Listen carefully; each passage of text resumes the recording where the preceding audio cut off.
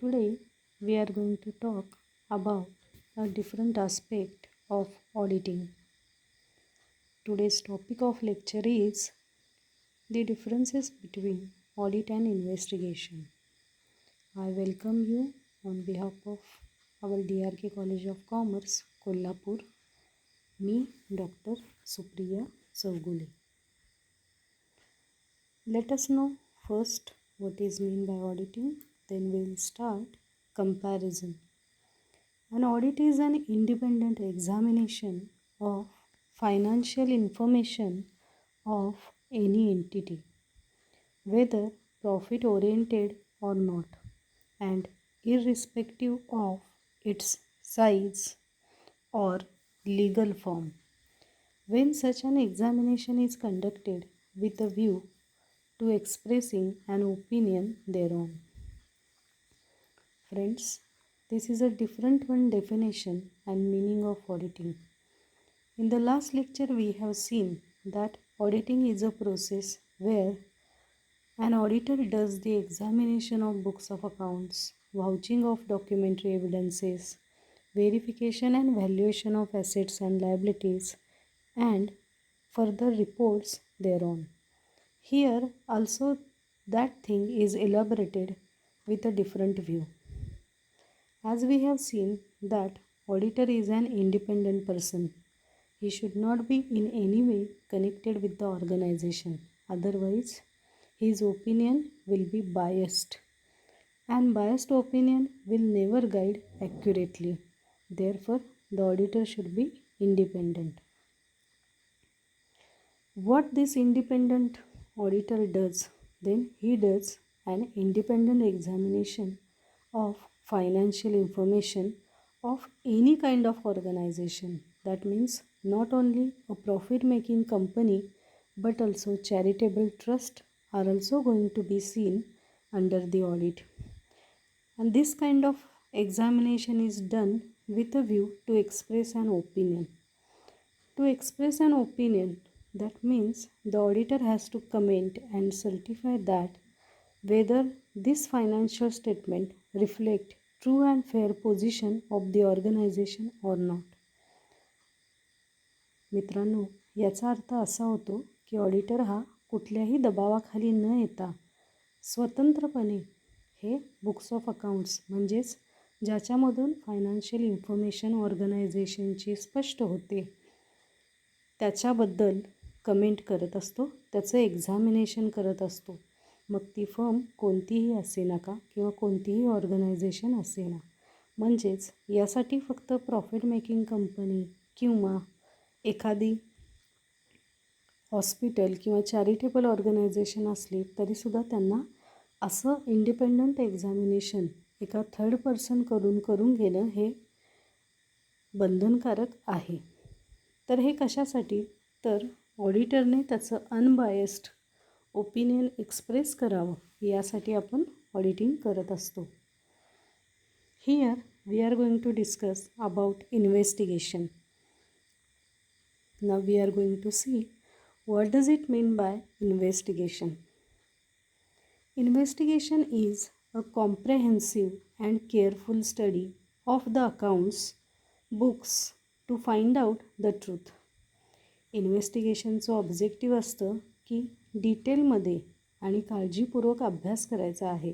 कोणत्या बाबींचा, तर अकाउंट्स बुक्स जे आहेत त्यामधली सत्यता शोधून काढण्याच्या उद्देशानं हे काम केलं जातं. म्हणजे याचं ऑब्जेक्टिव्ह आहे की to find out truth. The nature of auditing carries a general examination while the investigation has a critical nature. ऑडिटिंगमध्ये वेगवेगळ्या पद्धतीचं एक्झामिनेशन होतं, पण इन्व्हेस्टिगेशनमध्ये क्रिटिकल स्वरूपाचंच काम म्हणजे सत्यता पडताळून पाहण्याचं काम केलं जातं. आता आपण वेगवेगळ्या मुद्द्यावरती ऑडिटिंग आणि इन्व्हेस्टिगेशनचं कंपॅरिझन करणार आहोत. The first point of comparison or the difference between the auditing and investigation is the meaning. Of course, meaning of auditing and investigation is different, but some of the time we get confused and we mix both the concept. So therefore, now we are going to clearly understand the different meanings of both concepts. First one is auditing. Here it is stated that auditing is concerned with the examining the accounts and reporting on financial statement, whereas investigation is the examination of accounts of a business for special purpose. तर ऑडिटिंगचा मूळ उद्देश किंवा concern हा examination of accounts आणि financial स्टेटमेंटवरचा report करणं, compulsory report करणं हा असतो. पण इन्व्हेस्टिगेशनचा उद्देश हा एक्झामिनेशन ऑफ अकाउंट्स करायचा आहे, पण बिझनेसचा, आणि तेही स्पेशल कारणासाठी. इन्व्हेस्टिगेशन हे कंपल्सरी नसतं, पण ऑडिटिंग हे कंपल्सरी असतं. इन्व्हेस्टिगेशन करण्यामागचं कारण काय असू शकेल? फॉर एक्झाम्पल, समजा कंटिन्युअसली एखाद्या खात्यामध्ये, म्हणजेच एक्सपेंडिचरचं जर अकाउंट असेल तर कंटिन्युअसली ते जर वाढत असेल आणि त्याचा नफ्यावरती तसा काही पॉझिटिव्ह परिणाम होत नसेल, तर याचा अर्थ त्याचं इन्व्हेस्टिगेशन करणं गरजेचं आहे.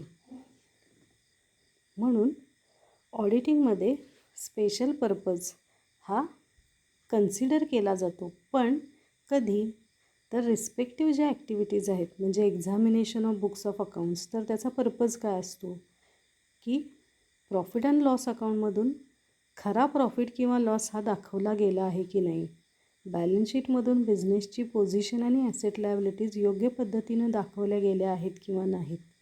त्याचबरोबर व्हाउचिंगमध्ये प्रत्येक एंट्रीमागे व्हाउचर्स किंवा प्रूफ आहेत किंवा नाहीत, डॉक्युमेंट्स आहेत किंवा नाहीत. व्हेरिफिकेशन व्हॅल्युएशन मागचा हेतू असतो की ॲसेट आणि लायबिलिटीज या अस्तित्वात आहेत आणि त्याचं मूल्य बरोबर आहे की नाही. अशा डिफरंट पर्पजनी ऑडिटिंग केलं जातं, पण इन्व्हेस्टिगेशनचा हेतू हा स्पेशलच असतो. दुसरा मुद्दा आहे डिफरन्सचा, तो म्हणजे ऑब्जेक्टिव्ह. तर auditing, the objective of the auditing is to express an opinion on the financial statement of the concern, whereas investigation is done for some specific purpose. ऑडिटिंगचे ऑब्जेक्टिव्स हे प्रीडिफाईंड आहेत आणि ते ऑडिटिंग अँड ॲश्युरन्स स्टँडर्ड्समध्ये देखील दाखवण्यात आलेले आहेत.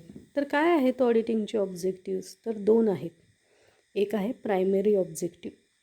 Primary objective हे खूप महत्त्वाचं आहे, याला मेन ऑब्जेक्टिव्ह असंही म्हणतात. मेन ऑब्जेक्टिव्ह काय असतं?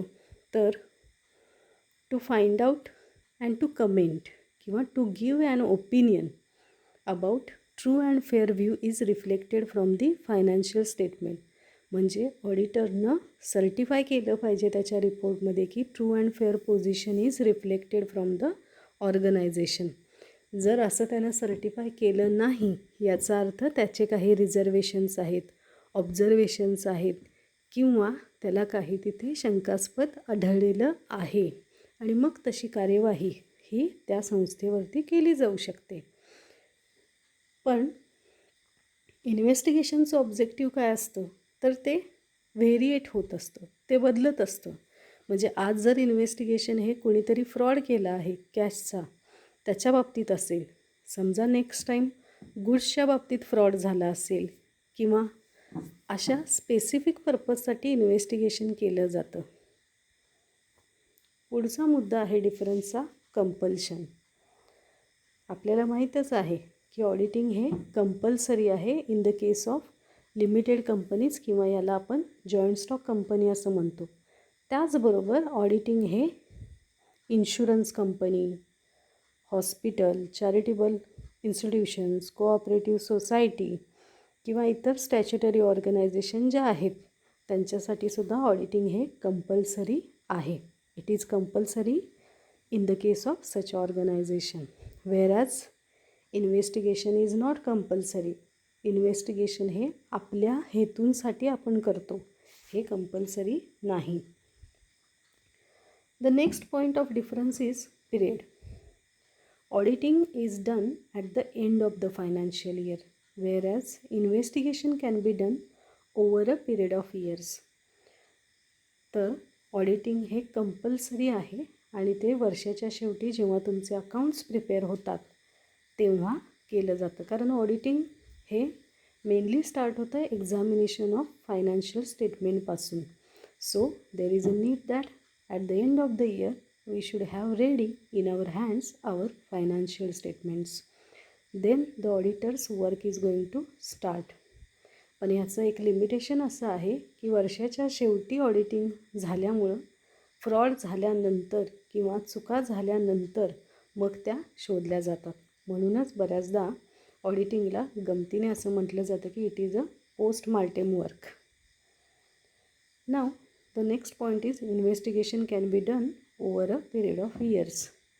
इन्व्हेस्टिगेशन हे कधीही जेव्हा गरज पडेल तेव्हा केलं जाऊ शकतं.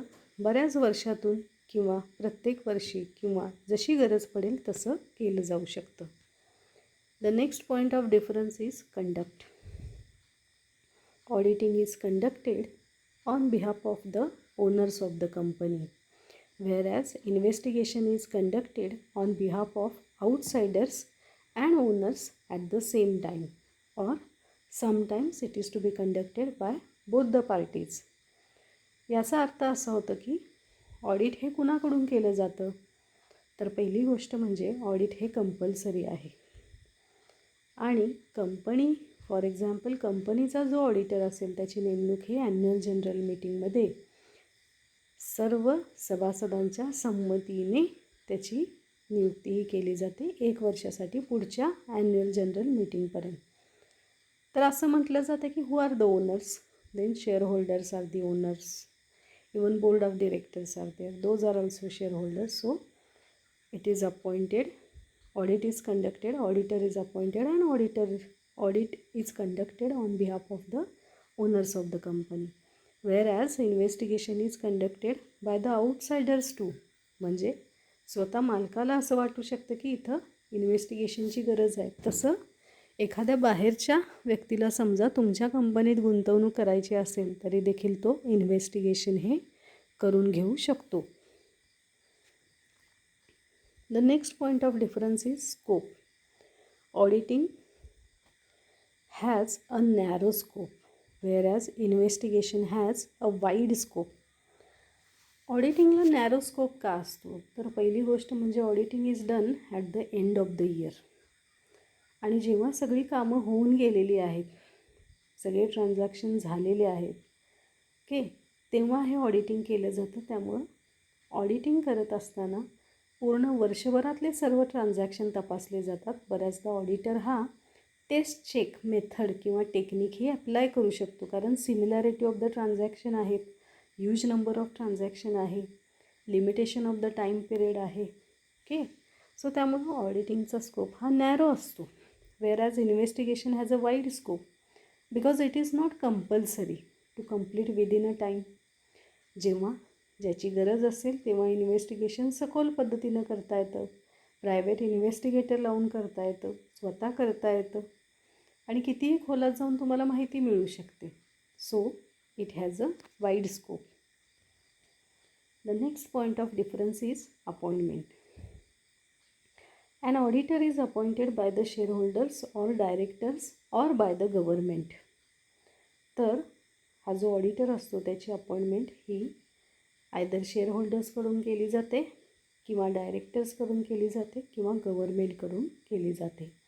फॉर एक्झाम्पल एखादी कंपनी नोंदणीकृत झाल्यानंतर पहिल्या ऑडिटरची अपॉइंटमेंट ही डायरेक्टरकडून केली जाते. त्याच्या पुढच्या ऑडिटर्सची अपॉइंटमेंट ही शेअरहोल्डर्सच्या संमतीने केली जाते. पण समजा हे दोघेही फेल ठरले ऑडिटरची अपॉइंटमेंट करायला तर गव्हर्मेंट हस्तक्षेप करून ऑडिटर नेमू शकतं किंवा तुमचा संशयास्पद कार्यभार असेल कंपनीचा तर गव्हर्मेंट देखील तुमच्यावरती ऑडिटर नेमू शकतो. whereas an investigator is appointed by the outsider. There is no compulsion that who can appoint the investigator. The interested party can appoint investigator by themselves and they may be outsider. The next point of difference is report. Auditor has to give a report about the true and fair view of the final accounts. Friends, we know that, and even we have seen in the objectives of the auditing that the main objective of the auditing is to give an opinion in the report about true and fair view of the final accounts. So रिपोर्टमध्ये ऑडिटरनं हे mention करणं गरजेचं आहे की whether correct true fair information or disclosure has been made by the company or not. Whereas investigator gives a report on the basis of the conclusion and inquiries. Expression of opinion is not necessary. Investigator काय करेल तर report तयार करेल.